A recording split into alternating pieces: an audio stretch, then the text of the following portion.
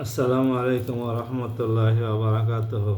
আমার সম্মানিত দর্শক শ্রোতা ভাই এবং বোনেরা, আপনারা সবাই আশা করি ভালো আছেন। আমি এখন আপনাদের সামনে পবিত্র কোরআনের 29 নম্বর সূরা আনকাবুতের 52 থেকে 54 নম্বর আয়াত, এই 3টি আয়াতের বাংলা তর্জমা পড়ে শোনাবো ইনশাআল্লাহ। আসুন শুনি। আউযু বিল্লাহি মিনাশ শাইতানির রাজিম। বিসমিল্লাহির রহমানির রহিম। হে নবী, তুমি বলো, আমার ও আমাদের মধ্যে সাক্ষী হিসেবে আল্লাহ তাআলাই যথেষ্ট। আসমানসমূহ ও জমিনে যা আছে তার সব কিছু তিনি জানেন। যারা বাতিলের উপরে ঈমান আনে এবং আল্লাহ তাআলাকে অস্বীকার করে তারাই হচ্ছে সেসব মানুষ যারা মারাত্মকভাবে ক্ষতিগ্রস্ত। হে নবী, এরা তোমার কাছে আযাব ত্বরান্বিত করার কথা বলে। যদি আল্লাহ তাআলার কাছে এদের শাস্তি দেওয়ার জন্য একটি দিনক্ষণ সুনির্দিষ্ট না থাকত, তাহলে এতদিনে তাদের উপরে আযাব এসেই যেত। অবশ্যই এদের উপরে আকস্মিকভাবে আযাব আসবে এবং তারাও জানতে পারবে তারা জানতেও পারবে না। তোমার কাছে এরা আযাব ত্বরান্বিত করার কথা বলে। অবশ্যই জাহান্নাম কাফিরদের পরিবেষ্টন করে নেবে। সম্মানিত ভাই এবং বোনেরা,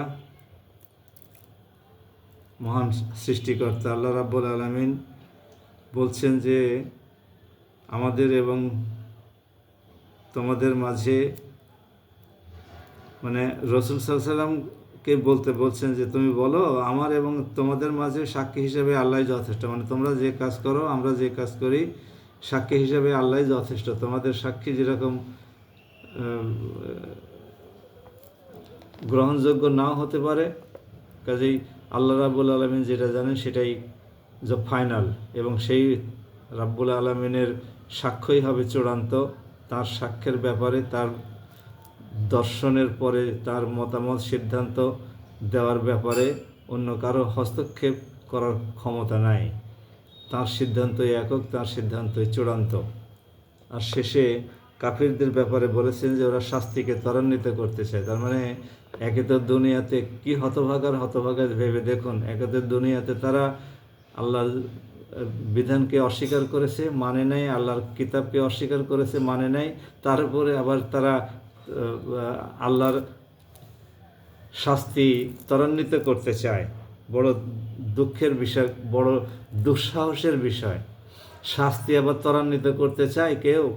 ওরা তো জানে, আল্লাহর ঘোষণা অনুসারে ওরা তো জানে যে ওদের স্থান হলো জাহান্নাম, এবং সেটা চিরস্থায়ী আবাস এবং অত্যন্ত নিকৃষ্ট মানের আবাস। সেটা কত মর্মন্তুদ শাস্তি সেখানে রয়েছে, ওটা আবার ত্বরান্বিত করতেছে। তার মানে হলো ওরা বিশ্বাস করে না, এই জন্যই তো ওরা কাফের।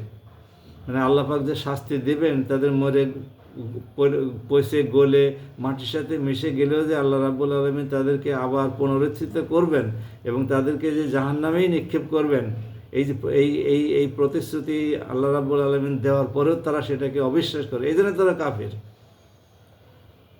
এবং ওদের স্থান কোথায় হবে সেটা আল্লাহ রাব্বুল আলামিন বলেছেন, অবশ্যই জাহান্নাম কাফিরদেরকে পরিবেষ্টন করে নেবে। আসুন আমরা মহান সৃষ্টিকর্তার কাছে জাহান্নাম থেকে মুক্তি চাই। অবশ্যই জাহান্নাম ভয়ানক এবং নিকৃষ্ট আবাসস্থল, এবং সেটা চিরকালের জন্যে। আল্লাহ পাক কালামে পাকের বিভিন্ন জায়গায় এরকম কথাই উল্লেখ করেছেন।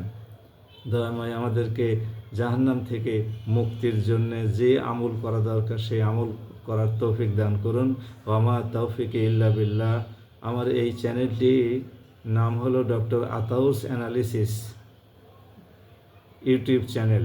আপনারা সাবস্ক্রাইব করুন এবং বেল আইকনটিতে ক্লিক করে রাখুন। সবার শুভকামনায় আজ এখানেই শেষ করছি। আসসালামু আলাইকুম ওয়া রাহমাতুল্লাহি ওয়া বারাকাতুহু।